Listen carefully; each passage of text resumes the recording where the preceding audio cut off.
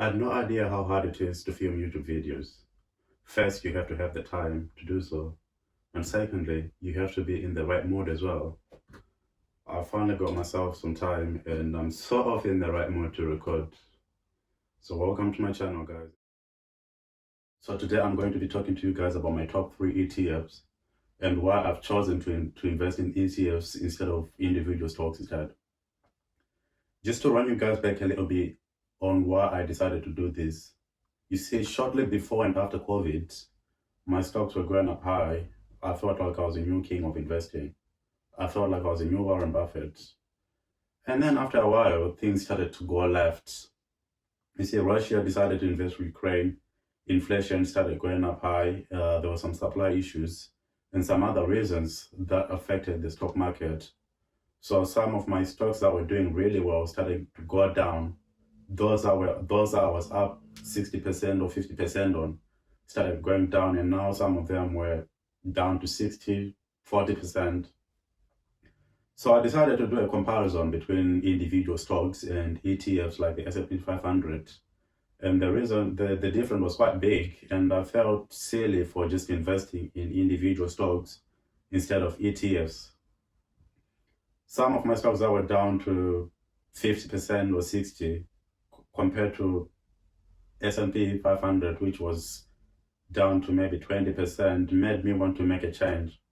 I remember looking on the internet and searching around, and some of the advice I would get was invest in index funds or ETFs. And because I was chasing big gains, I chose to ignore that advice and decided to invest in individual stocks instead. Now I'm trying to rebalance my portfolio. So here are the top 3 ETFs that I chose to invest in. The first one I chose to invest in was Vanguard S&P 500.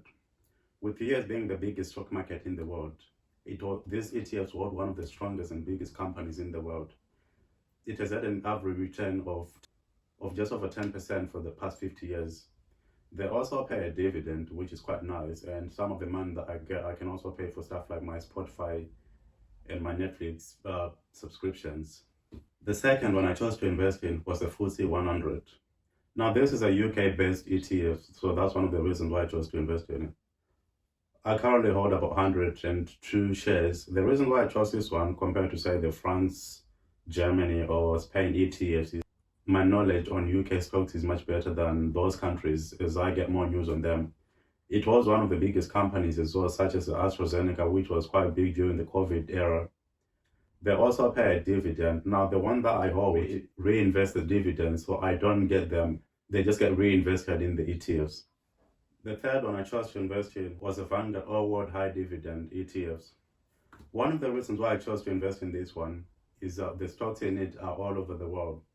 So say if the US economy or the UK economy is struggling like right now, some companies might help to keep up its performance. Say if Japan is doing quite well in the stock market, it helps to rebalance the loss that I have.